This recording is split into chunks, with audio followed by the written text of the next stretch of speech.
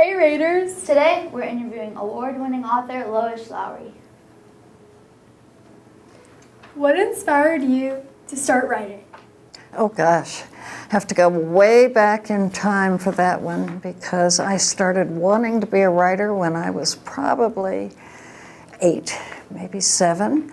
When I was 10 years old, I wrote a letter to a children's magazine, which somebody later, years later, showed me a copy of, and it said, I am writing a book called A Dog Named Lucky. I am on chapter 13. I don't even remember that, but when I was 10 years old, apparently I was writing a novel. And excuse me, because that doesn't really answer your question of what inspired me, and the answer to that would be simply that I lived in a house filled with books.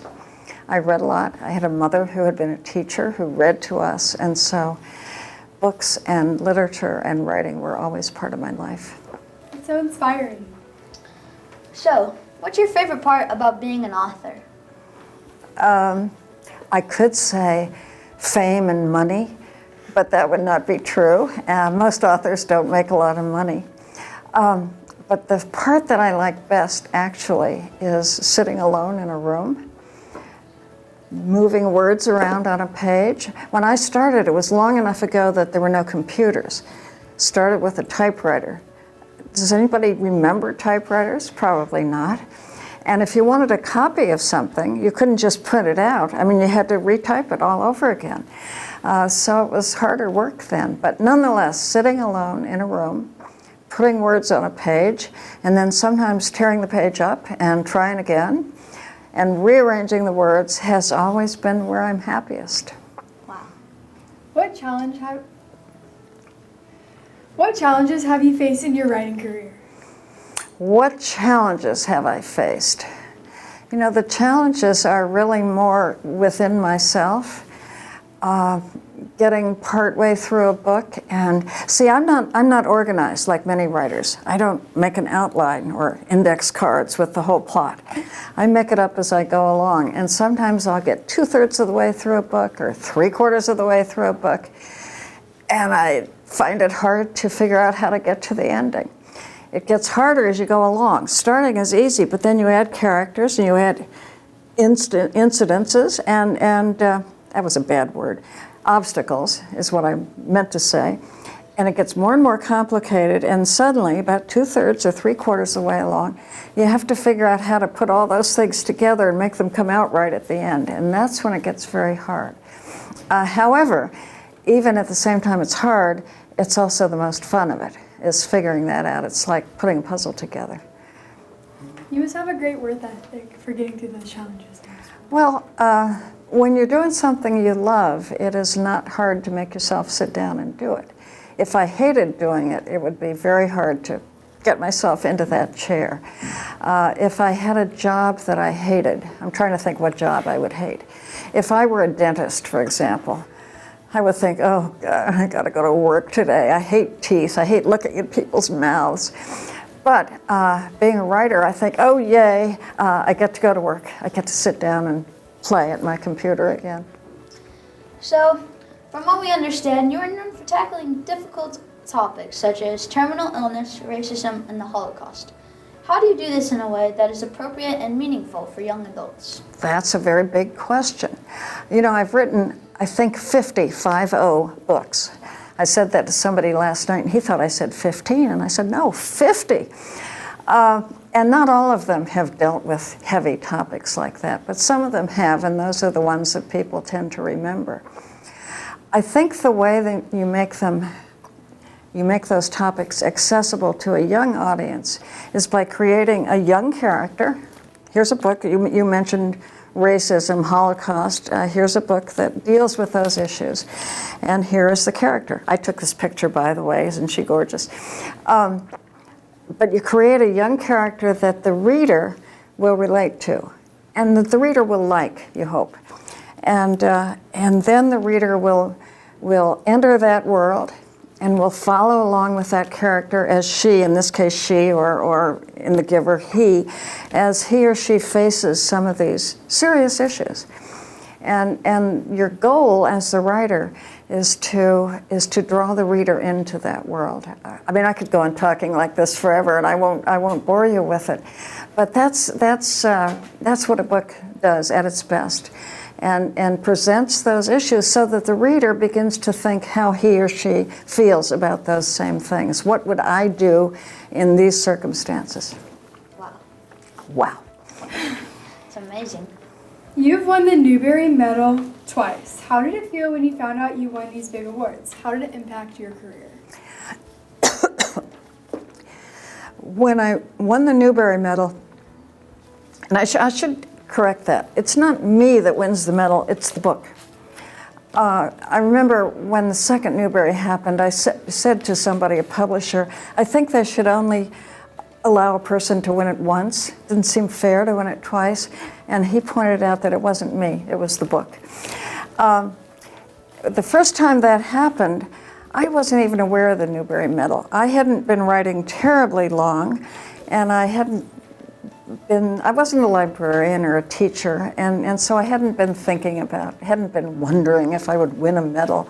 I hadn't been aware that they were meeting, the committee was meeting to choose the medal. I was just simply sitting at home at my desk one morning working on whatever I was doing next when the phone rang, and it was the whole committee on a speakerphone, and they said, congratulations, we've just given you this award. So it was a huge surprise. But the second time, for the giver, where's the giver? Here he is. This book had been published, and everybody started saying, this is going to win this year's Newbery Medal. And I kept wishing they wouldn't say that, because if I were on the committee and everybody was telling me what was going to win, I would automatically choose something else. Me too. But at any rate, people were predicting this would win, and I did not want to be sitting by my phone. Now I knew what day they were meeting. I did not want to be sitting by my phone thinking, will they call me? And so I went on a trip. And my husband and I went as far away as we could get, where there was no telephone. We went to Antarctica.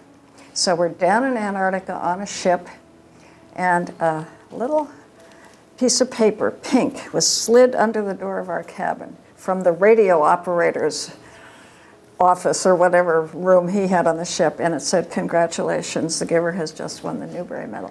So they weren't able to call me, but then here was this great news, and I couldn't call anybody. I couldn't tell my kids or anybody because I was in Antarctica. But there were two parts to your question, and that was, how did it affect your career? I think after a book wins the Newbery Medal, everybody is watching that author to see what he or she will do next. And so you feel a certain amount of panic because you're afraid you won't be able to write another one that people will like. But you just have to continue on and do your best. Yeah. How did you come up with the idea for your Newbery Award-winning books? Number of the Stars was pretty easy to come up with that idea because I had a good friend. Sadly, she's dead now, but she had grown up in Denmark. And she was the same age I was, so that meant that she was a child during World War II at the same time that I was a child in the United States. But she and I became friends when we were adults, and one time we were together and we were talking about our lives. And it turned out that we had each had an older sister who had died young. And so we had that in common, and we talked about that. My sister had died of cancer. But she said her sister had been newly married, her older sister, expecting a baby, and died in childbirth along with the baby, who also died. And I said, how could that be? Denmark is a very civilized country, great medical care, all of that. I'd been in Denmark. And she said, but this was 1943 or 4 or whatever. And she said we were occupied by the Nazis. And we had terrible medical care and terrible nutrition. We couldn't get anything to eat. The Germans took all our food. And so she began to tell me the story of what had happened when she was a child in Denmark. And probably I had heard that story before of how the Jews in Denmark were saved, because it's a part of history, and I have a college degree, I've studied history. I probably had read that or heard it, but I hadn't remembered it. And I thought, that's such an important story. I'd like to tell it in a way that kids would remember it. And so that was the beginning of this book. That's cool. Can you tell us about your new book? We understand it's about the attack on Pearl Harbor and the bombing of Hiroshima. What led you to write about these events? Okay, I'm going to talk about this in your assembly, so if I tell you now, you'll have to listen to it again. But I'll try also to be brief. I was born in Honolulu, and of course that's the bombing of Pearl Harbor is where World War II began. My father was an Army officer. My father took a lot of home movies. This is way back when cameras were not as sophisticated, but growing up we always watched the home movies, and there's baby Lois playing on the beach. But years later, when I was an adult, the movies my father showed me, he was old by then, the film was starting to deteriorate. So I took the film and had it transferred to videotape. Even that is obsolete now, but at that time, I had it put on videotape. And before I returned it to my father, I had company, and I put it into my brand new VCR and made my friends watch Baby Lois on the beach. And one of them was a man who had been captain of a nuclear submarine in the Navy. He was a graduate of Annapolis. And he said, wait a minute, can you figure out how to pause and rewind? And so we did that. He said, I want to see the beach scene again. So we looked at it again. And he said, look in the background, look on the horizon. And that's the title of the new book, On the Horizon. Because what he saw and identified, and he was able to because of his Navy background, was the outline of a ship, kind of in the mist. And he said, that's the Arizona. And we all kind of gasped because we knew, you don't remember this, of course, you weren't around then, but the Arizona was a battleship in the United States Navy. It was sunk at Pearl Harbor. There were 1,200 young men aboard. That ship is still down there with a memorial over it. You can be taken out to the memorial, and you can look down and see the ship, and those young men are all still there. I began to be haunted by that, by the image of me playing happily, and in the background, as it happened, a little over 1,100 young men who died that day. And that was the beginning of On the Horizon. It went on from there to Hiroshima. I lived in Japan after the war, so I won't go into the whole rest of the book because it's complicated, but it's about how people's lives are affected by war and how we're connected to each other. So, do you have any advice for someone who wants to become an author? My advice would be to people who want to become an author, it's a good thing to study writing, but it's a better thing to study literature. I majored in English in college.